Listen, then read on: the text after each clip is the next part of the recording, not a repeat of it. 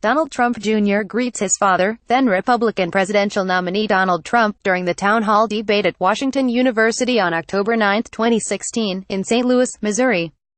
Photo Rick WilkingPool Getty Images. The news is coming so fast and furious, from so many sources and in so many fragments, that it takes more than a scorecard to keep up with the TrumpRussia connection. It takes a timeline, a map, if you will, of where events and names and dates and deeds converge into a story that makes sense of the incredible scandal of the 2016 election and now of the Trump administration. For years Steve Harper produced timelines for the cases he argued or defended in court as a successful litigator. Retired now from practicing law, Harper has turned his experience, talent, and curiosity to monitoring for BillMoyers.com the bizarre and entangled ties between Vladimir Putin and Donald Trump in the murky world of Russian oligarchs, state officials, spies, and Republican operatives.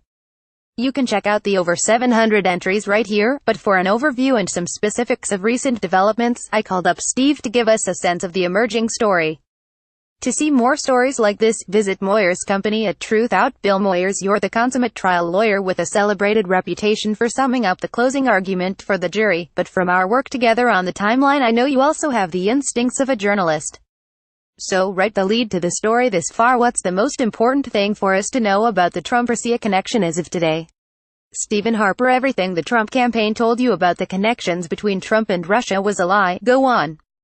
Well, there are a number of different dimensions to the issue, but let's just take the easiest one.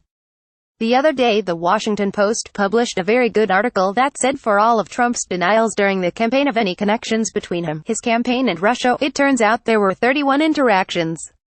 And there were 19 meetings.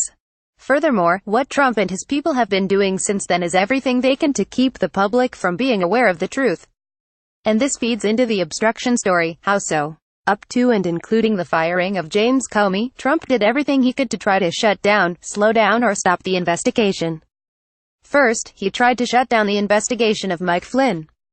Then it turned out that Mike Flynn is probably just a piece of a much larger problem, which is Russia. Trump admitted to the Russian ambassador and to the Russian foreign minister shortly after he fired Comey that now he's got some relief from the Russia problem. In other words, Comey is gone, but what's happened since then is the continuing effort to interfere with the investigation, even in the form of tweets, all of which sure look a lot to me like witness intimidation for some of the key players in the saga. And then there's a third component, which is in a way the most insidious: the willingness of the congressional GOP to be complicit in all of this. We're talking now about a prescription for disaster for democracy. It's all part of the same story. If you think about it, every single person who has said something about there being no connection between Trump and Russia during the campaign has been caught in a lie about it. Even with this fellow George Papadopoulos, the talking point immediately became, well, he didn't get in trouble for anything that he did, he got in trouble for lying to federal investigators. Sure, and what was he lying to federal investigators about? About whether or not there were any contacts between the Trump campaign and Russia. And that's the part that everybody glosses over in terms of the talking points on the Republican side. George Papadopoulos was the youngest of Trump's foreign policy team and not a prominent public figure. Now Trump loyalists say he wasn't taken all that seriously by the campaign. That's another remarkable thing. Of course, all the policy advisors all of a sudden are relegated to the status of low-level, unpaid volunteers, even though they sat in a meeting of foreign policy advisors with the presidential candidate himself early on. When they turn out to be suspects in this investigation, they all drop to the bottom of the heap, and it's as if Trump had never heard of any of them. It's usual in a case like this to move the paramount figures to the expendable list, no? Oh sure, absolutely, and I expect before this is over, you're going to get to a point where Donald Trump will say, oh, yeah, Donald Jr. You know he was only my son for a very limited period of time. It's absurd. And it started with Paul Manafort, the same Manafort who actually delivered decisive delegates to Trump during a crucial period of the campaign. When the heat was turned on Manafort, they all said, oh, well, he played a limited role for a limited period of time.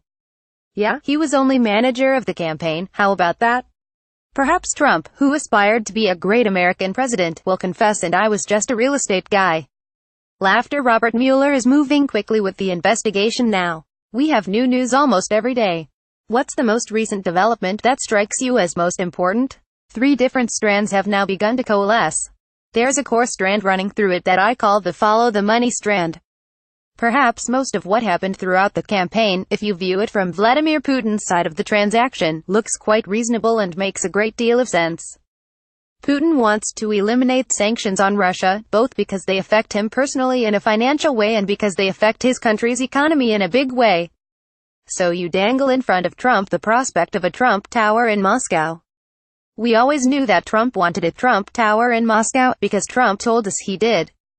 But what we didn't know was that during the campaign, the Trump Organization was actively negotiating for such a development, but two other strands have come together, and we need to understand them for all this to become a cogent narrative. The second strand involves political operatives.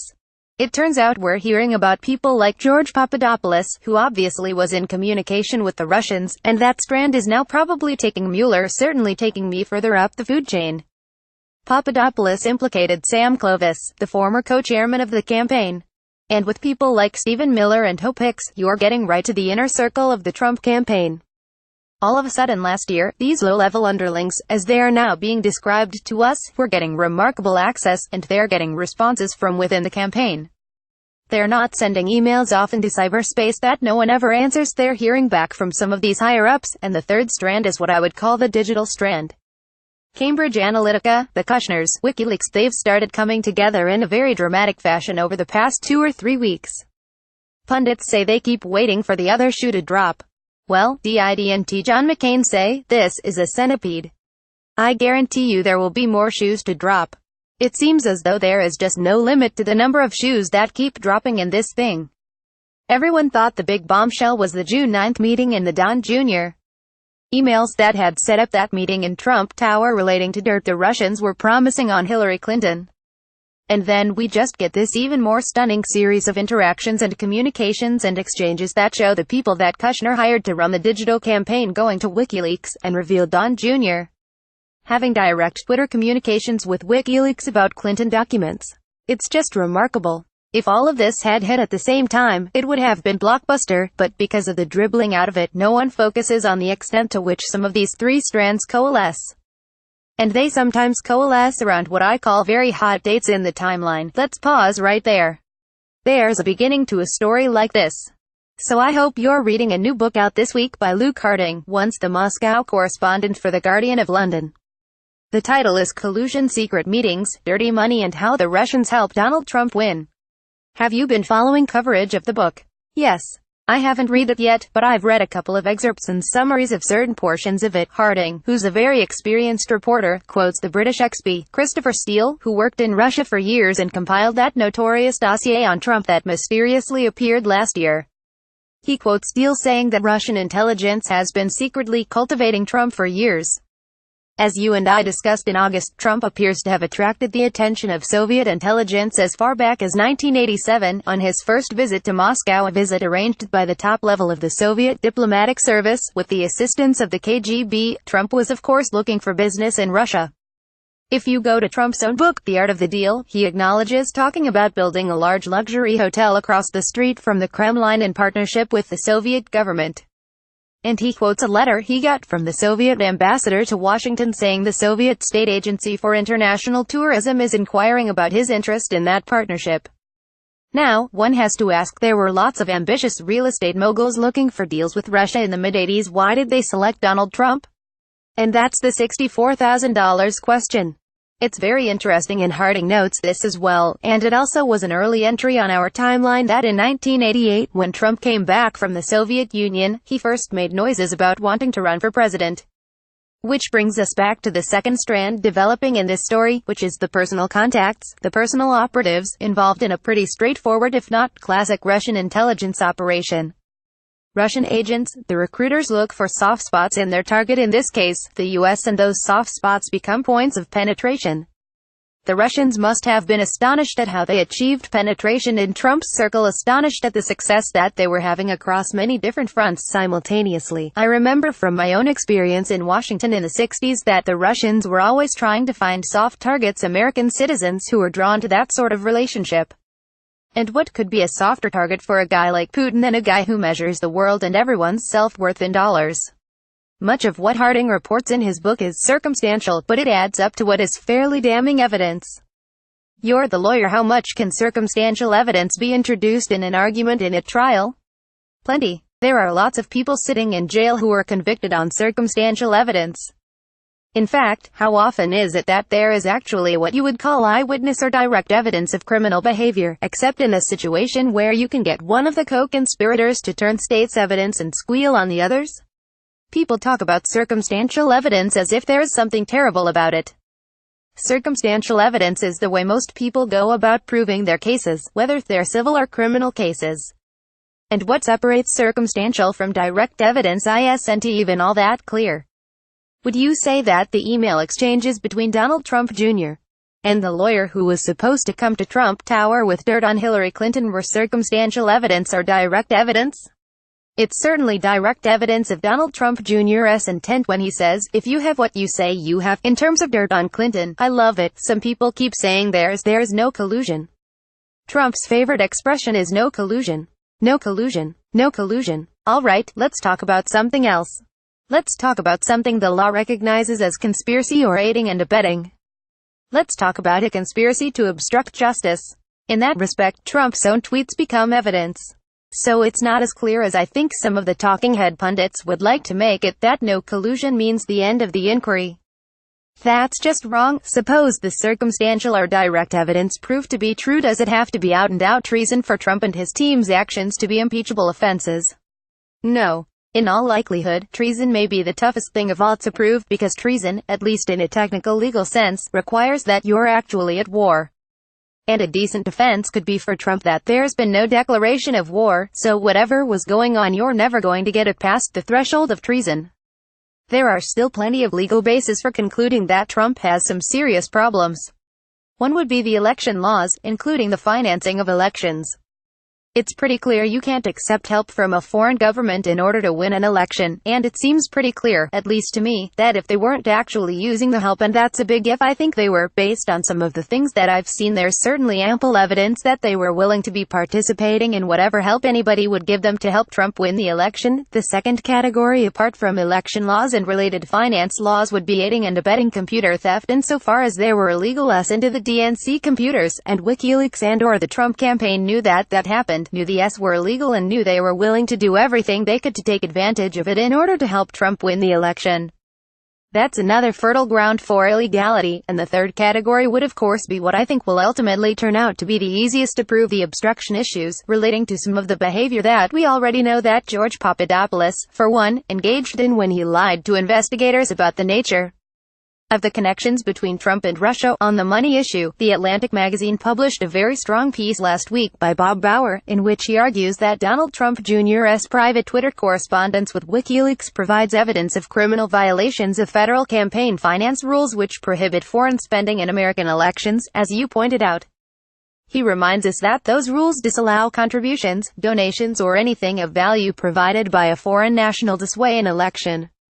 Those rules also bar a campaign from offering substantial assistance to a foreign national engaged in spending on American races. Here's a direct quote from Bauer's article. Trump Jr.'s messages not only support the case that the Trump campaign violated these rules, but they also compound the campaign's vulnerability to aiding and abetting liability under the general criminal laws for assisting a foreign national in violating a spending ban.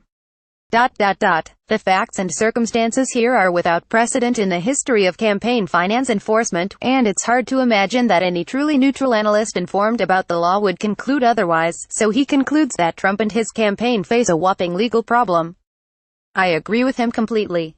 And here we reach one of what I call the hot dates when all these strands coalesce. You have these September-October email exchanges between Don Jr. and WikiLeaks. But now listen to what else you have on October 12. Trump's friend and former advisor, Roger Stone, tells NBC that he has a back-channel communication with WikiLeaks.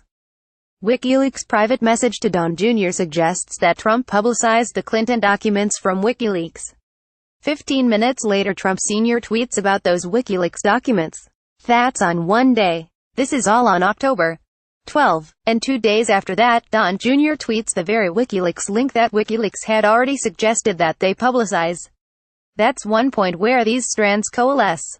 My point is that Bauer's case is even stronger than he may realize when you look at what you and I have called circumstantial evidence of what other things were happening, and how other layers of action were behaving at the same time. As you know, American intelligence has identified WikiLeaks as a conduit for information that Russian operatives stole from Democrats during the 2016 presidential campaign, and now of course, it seems there was a connection between WikiLeaks and the Trump campaign, as you've just outlined it.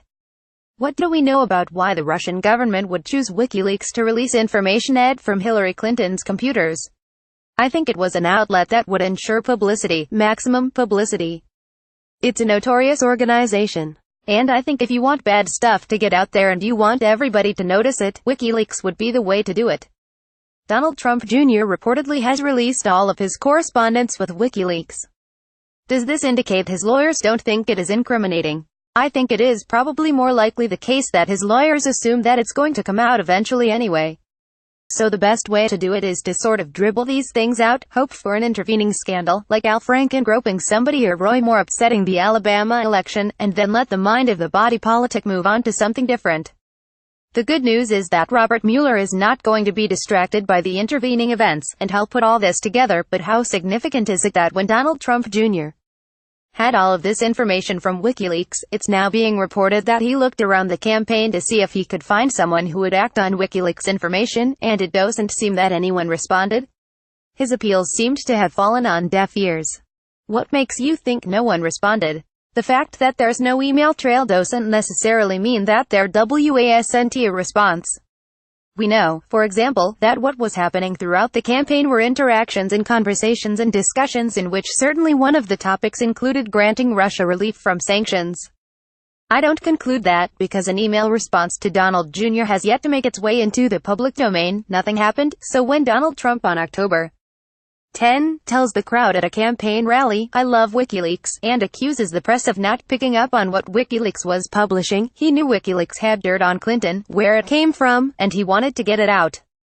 You would think so. And I'm most happy, frankly, that Mueller has such an extraordinary team of talented lawyers working with him, because the case from the prosecutor's side is a dream in terms lending itself to a coherent, cogent narrative that strikes me as a really damning case. Is Julian Assange of WikiLeaks in any danger of facing U.S. prosecution? Not as long as he stays in the Ecuadorian embassy in London. Let's assume he will stay out of the country for a while. I suppose Trump could pardon him. Is there any way that Assange could be viewed as an agent of a foreign power at this point, or is he just a rogue player? My opinion is that during the election, he was an agent acting for the benefit for Trump. He claims that he wasn't dealing with Russian documents. I find that difficult to believe. And certainly, as you said, the U.S. intelligence community is of the view that WikiLeaks was the vehicle through which Russia distributed and disseminated its said documents. And I think he's clearly acting on behalf of interests that are Russian interests. What do you make of Assange and WikiLeaks urging Donald Trump Jr. to suggest to his father that if he loses the election, he should contest the election? What was that about? Chaos. I think the goal was chaos. That's what takes me back to believing that at some level Russia was behind what WikiLeaks was proposing. Because for Putin there are two ways for him to improve Russia's standing. One is to figure out a way to bring his country up. One easy way would be to get some relief from the sanctions. But an equally powerful way to do it is to bring Western democracies, especially America, down. So what better way to foment chaos than a post-election trauma, if you will, in which Trump is contesting election results in various states and doing all of the things he certainly would have been capable of doing. And of course, WikiLeaks feeds right into Trump's soft spot by suggesting, in that same email that you just mentioned, that this could be good for him too, particularly if what he really wants to do is launch a new media network. So it all fits. What do you make of the fact that Donald Trump Jr. did not report to the FBI that WikiLeaks was soliciting him last year? Does that put him legally at risk? The mere failure to report doesn't, but it certainly adds to the question about what Trump Jr.'s true motives and the motives of the Trump campaign were in pursuing the information WikiLeaks was offering. Now, let me give you something else to think about, and see if your reaction causes you some of the heartburn it causes me. In June of last year, quite a month, no? There was another hot date. Jared Kushner, Trump's son-in-law and close advisor, assumed control of the digital campaign and hired the firm Cambridge Analytica. We talked about Cambridge Analytica a moment ago. Well, Cambridge Analytica's vice president had been Steve Bannon. And about the same time that Kushner hired Cambridge Analytica, the CEO of Cambridge Analytica is reaching out to WikiLeaks with an offer to help disseminate ED documents, and then you get to July 22nd and WikiLeaks is releasing ED documents. In August, George Papadopoulos is continuing to push Russia on the campaign team. Roger Stone is continuing to talk about his communications with Assange and WikiLeaks, and it certainly looks as if Stone is predicting more WikiLeaks releases of documents, and the daughter of the part-owner of Cambridge Analytica, Rebecca Mercer, who is also a Trump donor, tells its CEO to reach out to WikiLeaks too. And then Donald Jr.'s email exchange with WikiLeaks comes in September. See what I mean? There's a ramping up of the process that culminates in those email exchanges that Don Jr. had with WikiLeaks, and that becomes, I think, an important narrative to understanding the story. I need sometimes laughter. It's good and bad, I guess, getting mired in all these details. The good news is we learn more facts. The bad news is we learn more facts, and it may not be possible for Americans to put it all together and conclude that anything significant happened, when actually there's a grave threat to democracy. Let me pause right there. As Josh Marshall points out at Talking Points Memo, the Justice Department is directly overseeing Mueller's investigation. It has absolute power over the inquiry, meaning that Mueller is now investigating his overseers. Isn't that certain to have some impact on the process? I don't think so. Let me tell you why. I think the only thing that will affect the process, and this is the thing frankly that I fear more than anything else, will be if Trump fires Mueller. We know Attorney General Jeff Sessions has recused himself. If he should resign, that would be a great victory for Trump, who could then appoint someone else as an acting Attorney General who could then fire Mueller. Otherwise, the ball bounces to Rod Rosenstein. Rosenstein's been on record a couple of times saying that he hasn't seen any basis for firing Mueller. And at this point, I have competing views of Rosenstein in general, but I think on this issue, he realizes that his personal interest and his professional interest and even the country's interest requires that if Trump were to issue an order to fire Mueller, or even if he were to try to interfere with Mueller's investigation in some way, allowing him to do so will be a very bad thing for Rosenstein personally. I don't think he'll do it. There's a precedent for this, of course. Nixon went ahead and fired the special prosecutor investigating Watergate. Yes, but he had to go through Attorney General Richardson and Deputy Attorney General Ruckelshaus to do it. Trump would have to fire Rosenstein, then he'd have to fire an associate attorney general named Rachel Brand, who based on everything I've read about her would likely balk and not be inclined to follow an order unless she were satisfied that there was in fact good cause to do it. What might provoke Trump to risk everything? Firestorm, constitutional crisis, even impeachment to fire Mueller? I think he'll do it if he thinks that things are getting too close. I think he's already been close to doing it in the past. And I think at some point, and I think it's probably a question of when not if, he will fire Mueller. I really fear that's what's going to happen. And of course the irony is that for the amount of time Mueller has spent on the job, he's achieved remarkable results.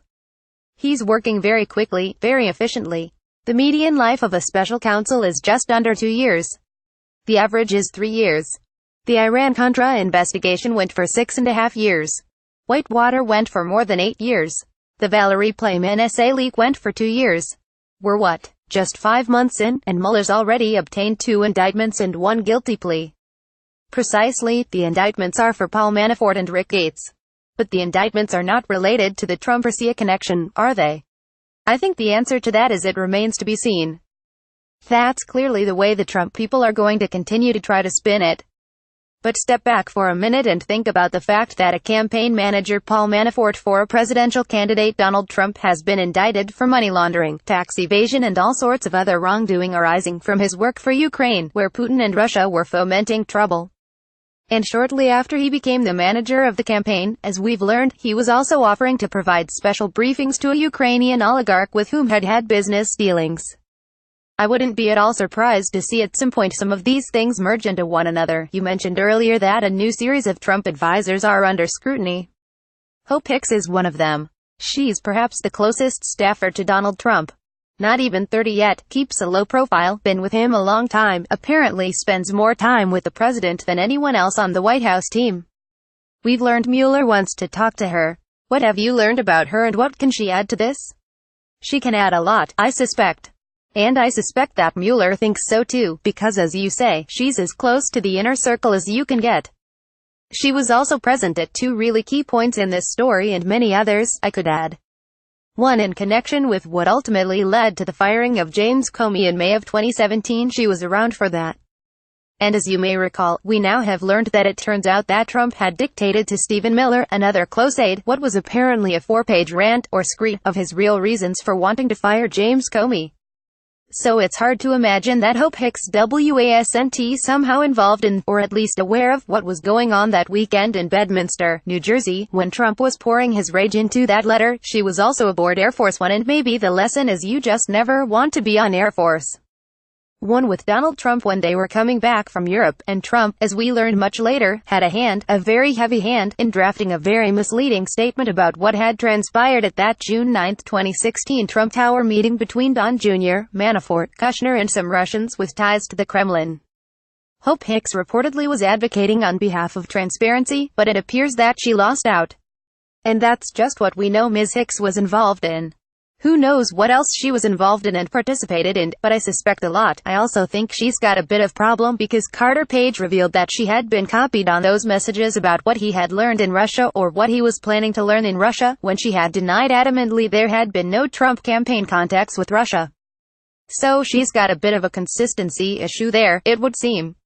You mentioned Carter Page. He and George Papadopoulos traveled the world, apparently representing themselves as able to speak for the Trump campaign, even though the Trump campaign later said they weren't.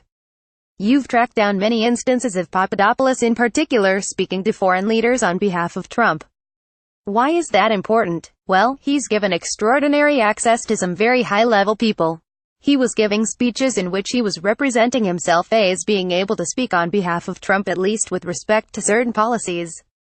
And you know, it's hard for me to imagine that he gets that kind of access unless there's some credibility to what he's saying about what his actual role in the campaign is. And of course we all know from the infamous photo taken at the Trump International Hotel that Papadopoulos was one of a handful of people seated at the table with Jeff Sessions and Donald Trump, as Sessions presided over a meeting about Trump's foreign policy, and Trump told the group that he didn't want to go to World War III over Ukraine, and I believe that's what started the process of making clear to everybody who was on Trump's foreign policy team that easing relations with Russia by easing sanctions would be something that Trump would be open to. And I think a lot of what happens afterward you can fit into this broader framework of the question, what is Putin's angle in all this? Well, Putin's angle in all this is if he can get the Russian sanctions lifted, he's a winner. And if Trump will help him do that, great. And even if Trump can't help him, even if Trump doesn't win the election, it can't hurt that he's created some chaos in a Western democracy, which clearly is what he intended and what happened. You mentioned Jeff Sessions.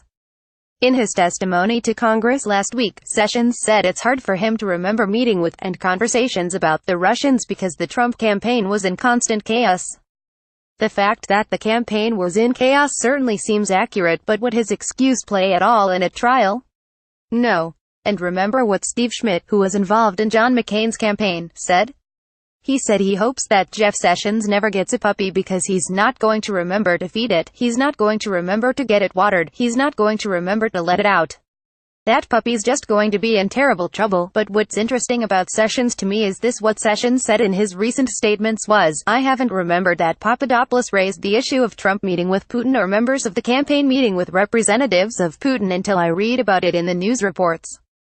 But now that I've read about it, now I remember, and listen, I pushed back really hard and I said that it would not be appropriate for anyone to be meeting with a representative of a foreign government.